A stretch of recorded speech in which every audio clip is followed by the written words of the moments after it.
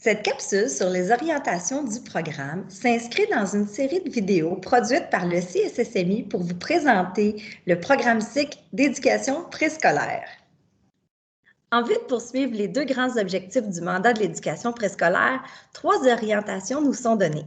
Donc, le rôle du jeu dans l'apprentissage, l'observation du cheminement de l'enfant et l'organisation de la classe. Le rôle du jeu dans l'apprentissage.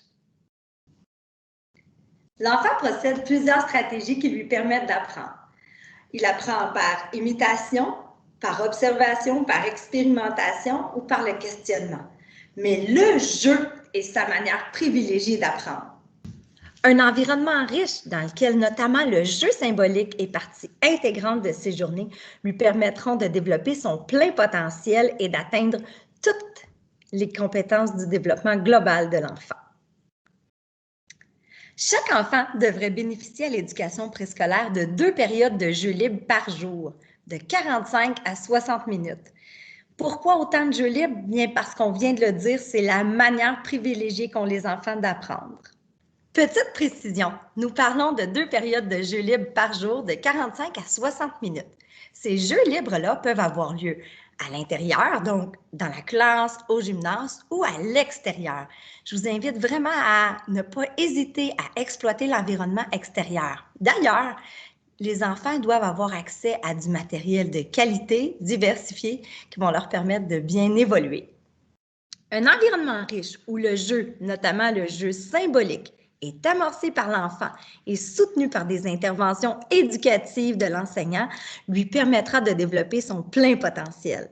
Durant la période des jeux libres, c'est le moment où on devrait voir les enseignantes s'affairer, être à questionner les enfants, à les pister, à leur donner des questionnements, à les amener justement à se dépasser, toujours en respectant leur zone proximale de développement, mais en allant un petit peu plus loin, justement, pour qu'ils se dépassent. Durant ces 2 périodes de jeu libre, l'enfant pourra choisir avec qui et à quoi il joue. Pour certains d'entre nous, il y aura donc des ajustements à mettre en place lors des jeux libres. N'hésitez pas à communiquer avec moi afin de réfléchir, d'explorer toutes les avenues possibles pour les jeux libres. Il me fera plaisir de vous accompagner. L'observation du cheminement de l'enfant. L'observation du cheminement de l'enfant se vit à travers les activités quotidiennes à l'éducation préscolaire. Les jeux libres sont propices à ces observations, de même que les activités proposées en classe.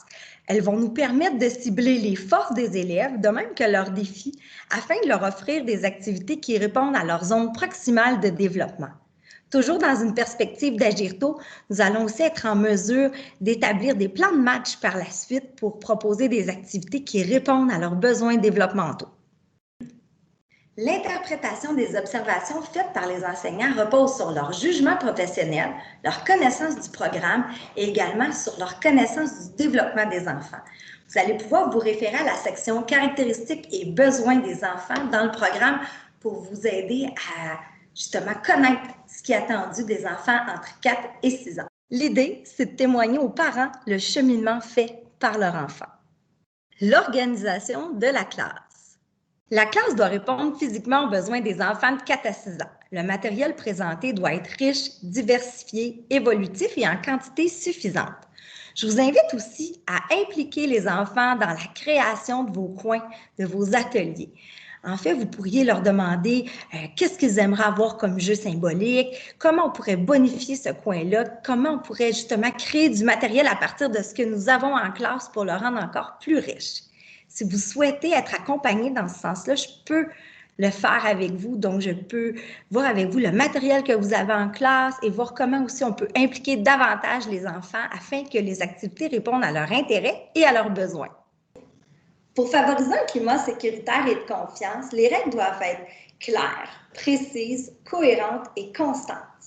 On vous encourage vraiment à faire l'enseignement explicite du comportement attendu car les enfants ont besoin de modelage et de pratique. Donc, au mois de septembre, on présente les règles une à une, on les exerce jusqu'à temps qu'elles soient bien acquises, puis on va faire des retours ponctuels durant l'année, par exemple en novembre, au retour des fêtes, au retour de la relâche. Le but visant à une bonne intégration des comportements attendus chez nos enfants.